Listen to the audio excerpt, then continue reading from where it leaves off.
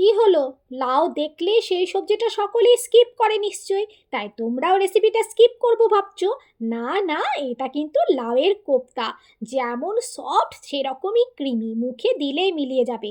একবার মুখে পুরলে সকলেই একদম চুপ হয়ে যাবে। রেসিপিটা চলো তাহলে দেখে নিই। হেই এভরিওয়ান, কেমন আছো তোমরা সবাই?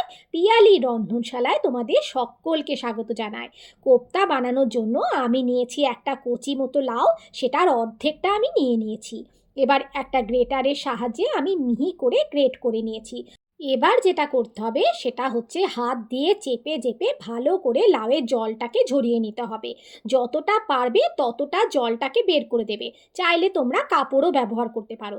এবার একটা বাটির মধ্যে নিয়ে নিয়েছি জল ঝরানো লাউটা, সাথে আমি গ্রেট করে দিয়ে দিয়েছি কিছুটা পনির। এই পনিরটা যদি না চাও তাহলে নাও দিতে পারো, কিন্তু পনিরটা দিলে টেস্টও বাড়বে, সাথে এক্সট্রা প্রোটিন তো অ্যাড হবেই। এবার দিয়ে দিয়েছি বেসন, দিয়েছি একটু করে জোয়ান, একটু হাতে দলে দিয়ে দেবে, তাহলে গ্যাস অম্বলের সমস্যা থাকবে না। সাথে কিছু গুঁড়ো মশলা আমি সব লিখে দিচ্ছি ভিডিওর ওপরে। এবার এরকম গোল গোল করে কোপ্তা বানিয়ে নিচ্ছি। এইটা মাখার সময় তোমরা কিন্তু একদমই জল দেবে না। লাউ থেকে যে জলটা বেরোবে সেটাতে সুন্দরভাবে মাখা হয়ে যাবে। যদি কোনো কারণে না মাখা হয় তাহলে চামচে করে 1 চামচ মতো জল দিতে পারো, কখনোই একবারে জল ঢালবে না, তাহলে কিন্তু কোপ্তাগুলো গড়তে অসুবিধা হবে। এবার দেখতে পেলে আমি গরম তেলে কোপ্তাগুলোকে একটা একটা করে ভেজে নিয়েছি। ছাঁকা তেলেও তোমরা চাইলে ভাজতে পারো, আবার তোমরা এয়ার ফ্রাইও করতে পারো। আমি এরকম মিডিয়াম তেল নিয়েছি, তাতেই কোপ্তাগুলোকে ভেজে নিয়েছি। ওই তেলটাকেও আমি ভাজার পরে অর্ধেকের বেশি কমিয়ে নিয়েছি, দেখতেই পেলে। এদিকে তেলের মধ্যে দিয়েছি তেজপাতা, শুকনো লঙ্কা, গোটা জিরে আর কিছু গরম মশলা ফোড়ন। ফোড়নটা থেকে সুন্দর গন্ধ বেরোলে দিয়ে দেবো একটা মশলা, টমেটো দুটো আর আদা দিয়ে আমি একটা মশলার পেস্ট বানিয়ে নিয়েছিলাম, সেই পেস্টটা এখানে দিয়ে দিয়েছি। সাথে কিছু গুঁড়ো মশলা, কাশ্মীরি লঙ্কার গুঁড়ো, হলুদ গুঁড়ো, জিরে গুঁড়ো, ধনে গুঁড়ো, পরিমাণ মতো লবণ আর মিষ্টি দিয়েছি। ভালোভাবে মশলা কষানো হয়ে গেলে এখানে দিয়ে দিয়েছি 2 টেবিল চামচ মতো টক দই।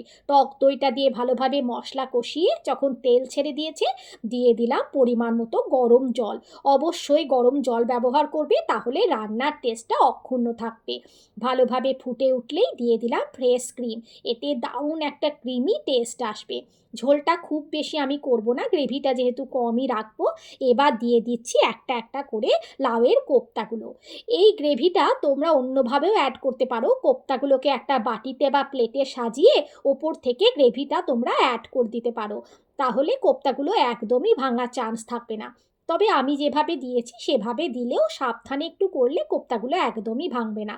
নামানোর সময় দিয়ে দিয়েছি গরম মশলা আর ঘি। কিছুক্ষণ ঢাকা দিয়ে এবার প্লেটিং করে সার্ভ করো। সবাই খেয়ে অবাক হয়ে যাবে, কথা দিচ্ছি। রেসিপিটা কেমন লাগলো অবশ্যই আমাকে কমেন্ট করে জানিও। আর ভালো লাগলে প্লিজ একটা লাইক করে দিও। এরকম রেসিপি আরও দেখতে হবে তো চ্যানেলটাকে অবশ্যই সাবস্ক্রাইব করে রেখো। ফেসবুক থেকে দেখলে পেজটা ফলো করে দিও। Bye bye.